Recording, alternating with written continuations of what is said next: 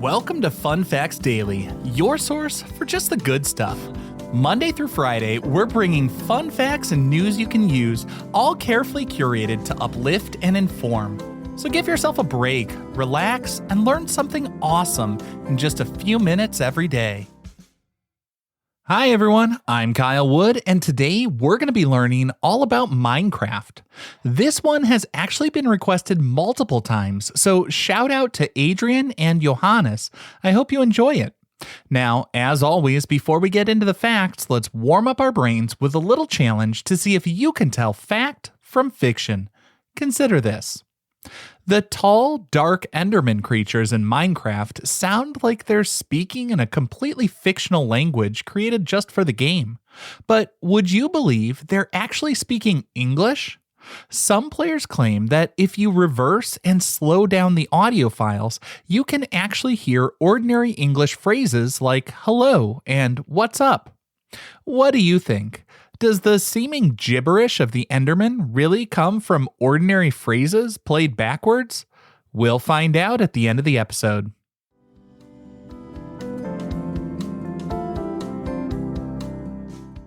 Now for your word of the day. Our word for today is voxel. That's V-O-X-E-L. A voxel represents a value on a regular grid in three-dimensional space, functioning as the 3D equivalent of a 2D pixel. In computer graphics and video game design, voxels are used to construct environments where data is stored based on its position relative to other coordinates. Minecraft utilizes this system to generate its distinct landscape, allowing every block to occupy a specific point on a three-dimensional axis. This technical structure enables the game to track changes to individual blocks when players mine or place resources. The word voxel is a portmanteau combining two distinct terms. Just as the word pixel came from picture and element, a voxel combines the word volume with the word element. Computer scientists began using the term in the 1970s and 80s to describe three-dimensional medical imaging data, such as MRI scans, before it transitioned into video game development. Understanding voxels helps us appreciate how Minecraft processes millions of individual units simultaneously to render terrain. This programming method ensures that the game can generate virtually infinite worlds while maintaining structural data for every single coordinate.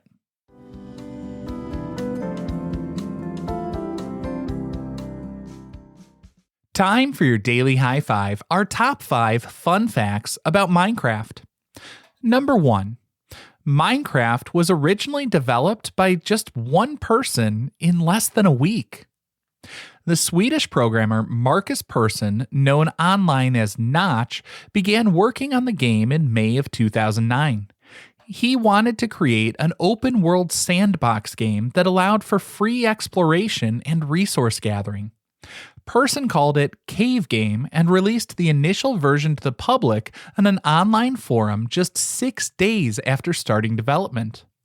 This early alpha version contained only 2 types of blocks and lacked many core mechanics like crafting or survival elements. Still, he got a lot of positive feedback immediately from players, and that encouraged Persson to continue updating the game full-time. Just as gamers built with blocks in the Minecraft world, Persson was able to rapidly develop the game based on pre-existing code structures that he had created for previous personal projects.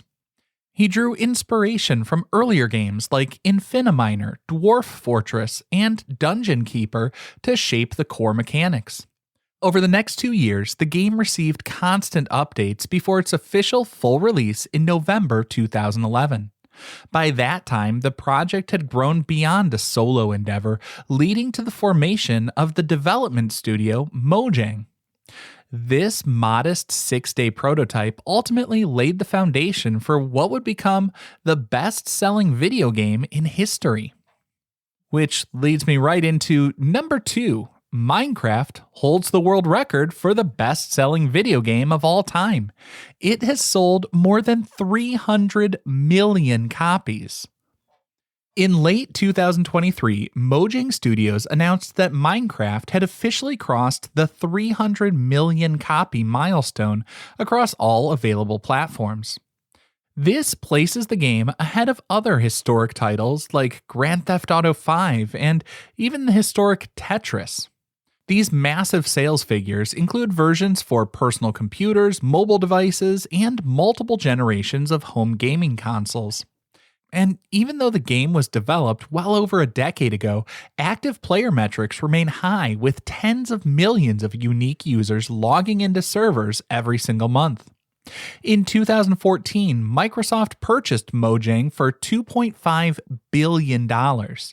This investment allowed the game to expand its infrastructure, leading to educational versions and spin-off games. Analysts attribute the sustained sales to the game's lack of traditional end state, which makes it endlessly playable and replayable. Number 3. A standard Minecraft world contains a surface area that's larger than the planet Earth. The algorithm that generates Minecraft terrain creates a world map that extends up to 30 million blocks from the center coordinate in every direction. When calculating the total surface area, this translates to a square measuring 60 million blocks on each side. Because one block in the game represents 1 metric meter, the virtual world spans 3.6 billion square kilometers. In comparison, the total surface area of the planet Earth is roughly 510 million square kilometers. This means a player would need to cross an area 7 times larger than the Earth to reach the edge. Traversing this distance on foot inside the game would take an estimated 2,500 hours of continuous, uninterrupted walking. In older versions of the game, players who traveled roughly 12.5 million blocks out encountered a chaotic, glitchy region known as the Farlands, where the game's physics just broke down. Modern versions of the game utilize an invisible barrier to prevent players from falling into unrendered space. They also use a technique called procedural generation, which creates terrain dynamically as the player explores. Consequently, no two generated worlds are identical, and there's an almost infinite landscape to explore. Number 4. The famous creeper was created by accident due to a coding error in a pig model. In 2009, Markus Persson was attempting to create a passive pig mob to populate the game world. While writing the code, he accidentally swapped the variables for the model's height and length. This programming mistake resulted in a strange, tall creature with 4 legs clustered at the base instead of a long, horizontal animal. Rather than deleting the distorted model, Persson decided to paint the texture green and add aggressive behavior parameters. He then gave the creature the ability to sneak up on players and detonate. As the artist Bob Ross famously said, "There are no mistakes, just happy little accidents."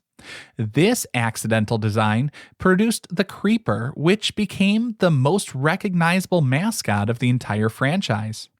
And the monster's behavior changed gameplay strategies by forcing the players to build secure structures to protect their items from explosions.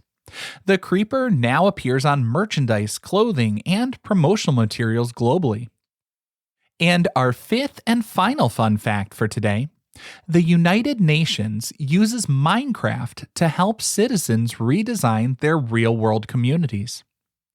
Sandbox games can be useful beyond just entertainment. In 2012, Mojang partnered with the United Nations Human Settlements Program to launch a global initiative called Block by Block. This program utilizes Minecraft as a community participation tool for urban design projects in developing nations. Local residents use the game to build 3-dimensional models of their neighborhoods and propose structural improvements. The intuitive Minecraft interface allows community members, including those who cannot read or write, to communicate their ideas directly to urban planners. The digital blueprints are then used by architects to guide actual physical construction projects. The initiative has successfully transformed public spaces in countries such as Kenya, Peru, Nepal, and Bangladesh. By using the popular and easily accessible video game format, the United Nations bypassed traditional bureaucratic barriers to civic engagement. It's given young people and marginalized groups a direct voice in how their local parks, streets, and community centers are built.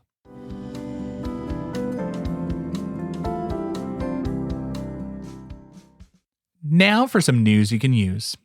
If you're playing Minecraft and want to optimize your resource gathering, try a technique known as branch mining. To find valuable resources like diamonds efficiently, open your debug screen and look at your Y coordinate. Dig down safely by creating a staircase until your Y coordinate reads 11 for legacy versions 1.17 or older, or dig down to -53 for versions 1.18 or newer.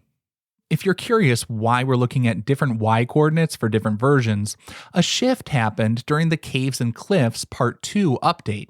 In this update, the developers modified the physical boundaries of the game world and altered how mineral resources generate.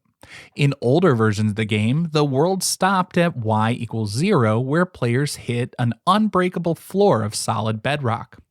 The update expanded the world downward by an extra 64 layers, allowing players to dig past 0 into negative coordinates all the way down to y = -64. While the diamond mines are most dense at the absolute bottom of the world, y = -64, the final few layers are heavily cluttered with bedrock blocks. Mining at y = -53 maximizes your chances of exposing diamond veins without your tunnels constantly being blocked by unbreakable bedrock or putting you in the middle of a lava pool. So, what you want to do is go down to a y coordinate of -53, then dig a long main tunnel. Next, create side tunnels spaced 2 blocks apart, branching off to the left and the right. This maximizes the visibility of hidden blocks while minimizing the number of blocks you must physically break. Spacing the side tunnels 2 blocks apart ensures that you can see the walls of both tunnels, exposing any valuable ore veins hidden in the rock walls between them. Mining at these specific coordinates also places you right above the standard generation zone for large lava pools, and that allows you to walk safely without falling into sudden hazards. This methodical approach will save you time and preserve tool durability compared to just random excavation.